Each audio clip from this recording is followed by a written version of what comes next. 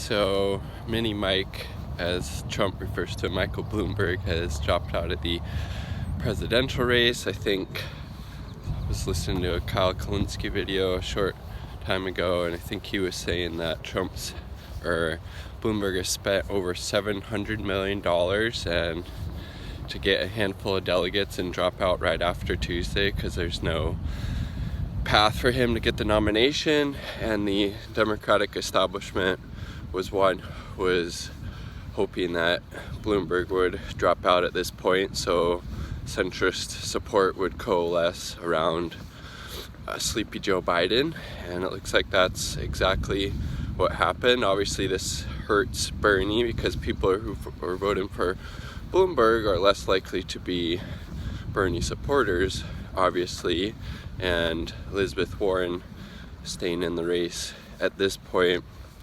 obviously really hampers Bernie Sanders, because you would think, at least on an ideological level, Bernie and Warren are much closer to each other, at least in theory. Elizabeth Warren recently has really shifted to the right in a lot of ways, with her flip-flopping on Medicare for all, her flip-flopping on not going to take super PAC money, as well as just complete and utter disastrous 180 on super delegates. She's now again okay with super delegates, overturning the will of the voters at the convention. So Warren, again, staying in at this point, really sabotages Bernie.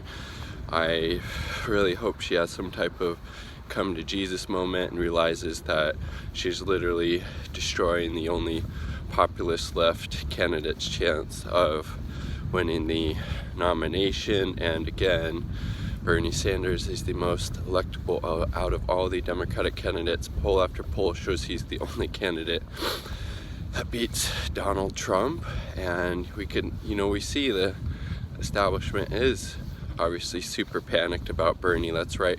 That's why basically on the eve of Super Tuesday, a couple of days leading up to it, Buttigieg drops out, Klobuchar drops out, Klobuchar endorses Biden along with Beto O'Rourke, and then I think Buttigieg officially endorsed him as well. So we see the level of corruption and coordination that the establishment is employing at this point to defeat Bernie, and that's the exact reason, is because they're super scared. They see all of the people, power, and solidarity behind the Not Me Us movement that Bernie is obviously the figurehead of, but they're super scared, they're panicked, and like Kyle Kalinske also said, it's a new race at this point, especially after all the votes in California get counted, where Bernie absolutely crushed it. Thank you to the California voters.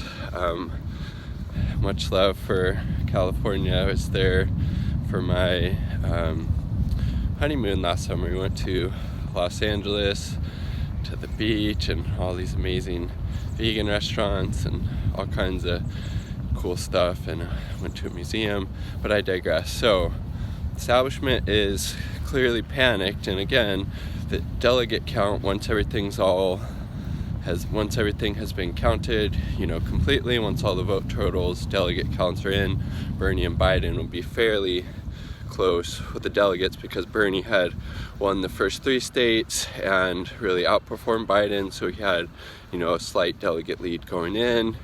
And with Bernie doing well in California, that's just going to help bump up his delegate total, as well as, I believe, looks like Mike Bloomberg might not be viable in California, which also helps. So no need to get just totally dismayed and have a feeling of hopelessness, because it's still anybody's race at this point. And we just really need to hammer away on how Bernie is the most electable, and really hammer away at how horrible policy record and platform Joe Biden has, wanting to cut Social Security, Medicare multiple times, the Iraq War, NAFTA, the permanent normal trade relations with China. Both of those, you know, really devastated the manufacturing sector, the Rust Belt in the United States in a really horribly damaging way.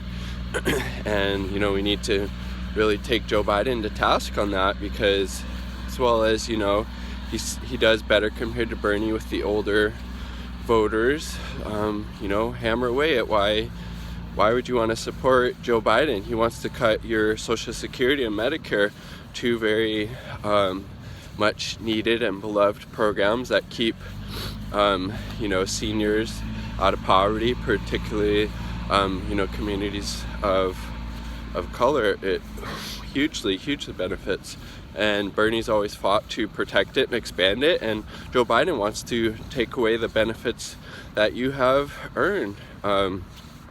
So hammer away at the, you know, corruption of the Democratic Party, you know, forcing all their eggs behind Biden, trying to prop him up even though he's the least electable candidate.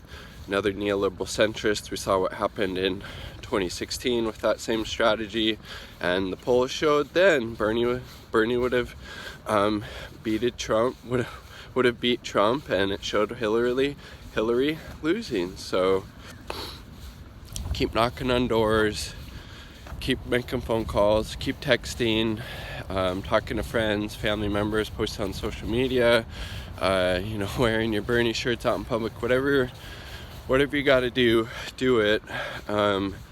This again is anybody's race, and we need to really just hammer away at Joe Biden on policy, electability, and how, you know, he's basically just being propped up by the establishment because they're really afraid